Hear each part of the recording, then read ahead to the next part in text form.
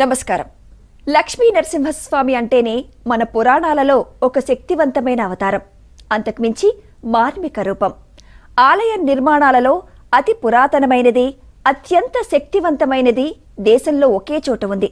భక్తులకు అపార శక్తిని, అద్భుత ఆరోగ్యాన్ని ఇచ్చే అద్భుతం ఇక్కడ మాత్రమే చూడగలం.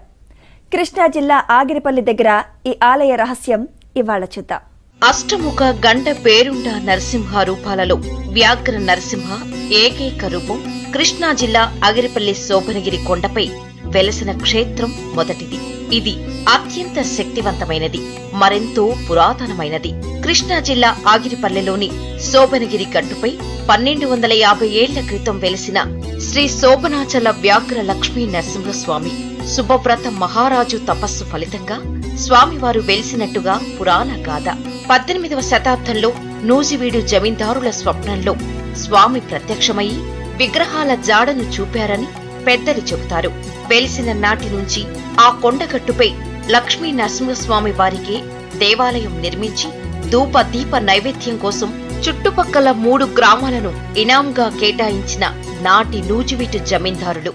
శ్రీ స్వామివారి యొక్క క్షేత్ర వైభవము బ్రహ్మాండ పురాణంలో ఉత్తరాఖండంలో శ్రీ శోభనాచల క్షేత్ర మహత్యాన్ని చరిత్రను చూసినట్లయితే పురాణ ప్రసిద్ధమని తెలుస్తూ ఉన్నది.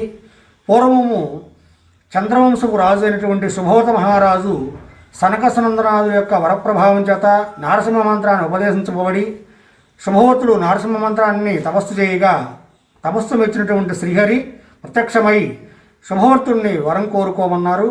అంత శుభోర్తుడు భక్త ప్రహ్లాదుడికి హిరణ్యకశిపుడి సంహరణ అనంతరము ఏ తామస రూపాన్ని ధరించి తర్వాత సాత్విక రూపాన్ని ప్రదర్శించారో అలాంటి సాత్విక రూపాన్ని నీవు వేయించేయవలసింది అని చెప్పి అలా కోరుకోవడం జరిగింది.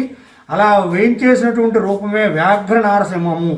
వ్యాఘ్ర నారసింహం అంటే సాత్విక రూపము, సత్వజనీయత ఇది సాత్వికగా అని శాస్త్రము.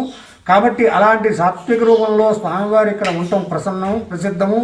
ఇక్కడి స్వామివారి రూపమే ఎంతో తేజస్సుతో వెలుగుతుంది.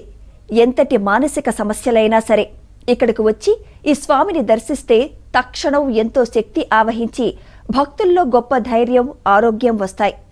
ఆర్థిక సమస్యలు తొలగిపోతాయి, ఆరోగ్యం సిద్ధిస్తుంది. ఈ ఆలయం వెలిసిన భూమి అణువణువున దేదీప్యమైన శక్తి ఉంది. దానికి తోడు స్వామివారి రూపం మరెంతో శక్తి ఇస్తుంది. ఒక్క మాటలో చెప్పాలంటే ఇది నూజివీడు విజయవాడ మార్గ మధ్యాన ఉన్న కొండపై వెలిసిన పుణ్యక్షేత్రం. ఇక్కడ ఏటా స్వామివారికి శ్రావణ మాస విశేష పూజలు, మాఘమాస కళ్యాణం ఉత్సవాలు అద్భుతం. వీటిని కళ్ళారా చూసి తీరాల్సిందే. తిరుమాడ వీధులలో మెట్ల కోనేరు 4 వైపులా ఏర్పాట్లు చేస్తారు. కుఠాయిలు, 32 అడుగుల రథం, బంగారు, వెండి, వజ్ర వైడూర్య ఆభరణాలను ఆ రోజుల్లోనే నూజివీడు జమీందారులు సమకూర్చారు. ఇక అత్యంత మహిమ కలిగిన లక్ష్మీ నరసింహస్వామి వారి కళ్యాణం, రథం ఊరేగింపుకు ఏటా భక్తులు తండోపతండాలుగా పాల్గొని సేవిస్తారు.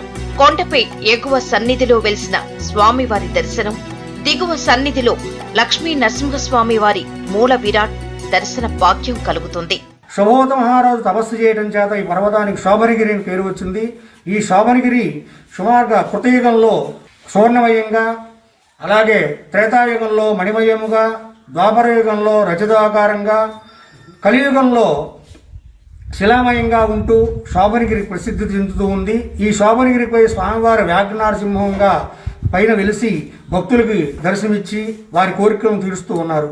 రమారమి 18వ శతాబ్దంలో నూజివీడు జమీందారులైనటువంటి మేక అపారాయ వంశీయులు అయినటువంటి ఈ దేవాలయాలకి వంశపారంపర్యంగా ధర్మకర్తలుగా ఉంటూ స్వామివారిని కొలుస్తూ స్వామివారికి 3 గ్రామాలు ఏనాము, అలాగే 32 అడుగుల రథము, అనేక మంగళకరమైనటువంటి బంగారు ఆభరణాలు ఇచ్చి నేటికి ధర్మకర్తలుగా ఉంటూ ఆ దేవాదాయ ధర్మాదాయ శాఖ వారి ఆధ్వర్యంలో స్వామివారి యొక్క విశేష నైమిత్తిక కళ్యాణోత్సవాలు జరిపిస్తూ ఉన్నారు. పూర్వం ప్రభువులు అందించిన విలువైన ఎన్నో ఆభరణాలు ఇప్పటికీ మద్రాస్, విజయవాడ బ్యాంకులలోనే దేవాదాయ శాఖ అధికారులు భద్రపరిచారు. ఇది ఒక రికార్డ్. శోభనగిరిపై వెలిసిన ఆ స్వామివారి దయ వల్ల స్వామివారి ఆలయంతో చుట్టూ ఉన్న ప్రాంతం అభివృద్ధి చెంది పాడి పంటలతో కలకలలాడతాయి.